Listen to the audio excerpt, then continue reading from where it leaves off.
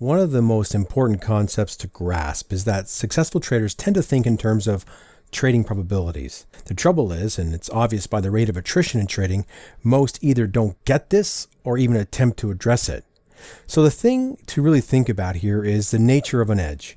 And I'm not talking about the technical specifics of an edge. I'm talking about what it gives you in terms of trading advantage. Simply put, an edge is a higher probability of a certain outcome over another, given a certain set of circumstances on a historical set of trades. Now note the all-important historical basis. Now this means that the market has behaved in a certain way in the past, and therefore the edge does nothing more than indicate the chances of it happening again in the future. The markets are ever evolving, so you can't ever really rely on a trade working forever. Now, the fact that the markets are always changing also gives rise to the idea that no single trade is the same. What the market has done prior to the setup will impact on it. Which market participants are currently present and active will also have an effect. No trade is ever precisely the same, even if it looks like another, so the assumption has to be that the outcome may well be different. Now, as much as humans are pattern recognition machines and at times can get a really good feel for what's happening in the market, you just don't know what will happen next. For example, a massive fund might enter the market and need to sell a gazillion contracts when you're in a long position. The same fund might have a trader who fat fingers, which is basically the act of accidentally inputting a trade incorrectly, and price might move sharply against you. Or even a piece of news might come out that has a dramatic impact on price.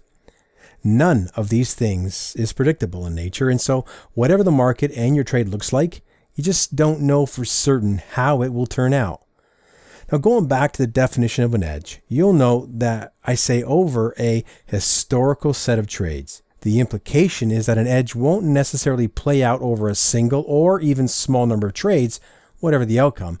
It requires many trades to be taken to get close to the historical win rate.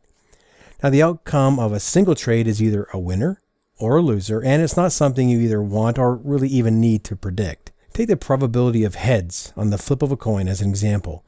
Over 10 flips, you might get 5 heads, but it's just as conceivable that you would get 3, 7, or even 0.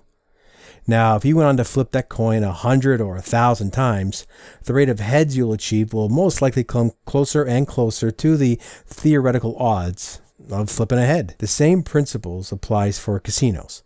They know that the odds are in their favor, and for those odds to play out, they need to keep taking your bets over and over and over again, so a big winner can actually help them by encouraging more bets. If a setup fulfills the criteria of your edge, how do you know if it will fall into the winning or losing category? If you knew it would be a loser, why would you even bother taking it? We've established that there are plenty of uncertainties in trading, and because of this, it's important to not only think, but also trade in terms of probabilities. In order to do so, it's absolutely crucial to know exactly what your edge is and what needs to happen in order for you to take or exit the trade. By making things as unambiguous as possible, you are able to replicate your own actions given certain observations in an otherwise imperfect market, or at the very least, you know what you should be doing.